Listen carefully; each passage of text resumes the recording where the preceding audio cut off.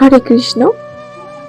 ওম অজ্ঞানতিমিরান্ধস্য জ্ঞানাঞ্জন শলাকায়া চক্ষুরুন্মীলিतं যেন তস্मै শ্রী গুরবে নমঃ।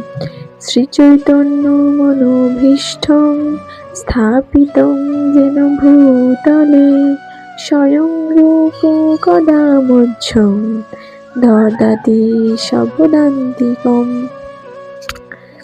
অজ্ঞানতার গভীরতম অন্ধকারে আমার জন্ম হয়েছিল এবং আমার গুরুদেব জ্ঞানের আলোকবর্তিকা দিয়ে আমার চক্ষু উন্মীলিত করেছেন।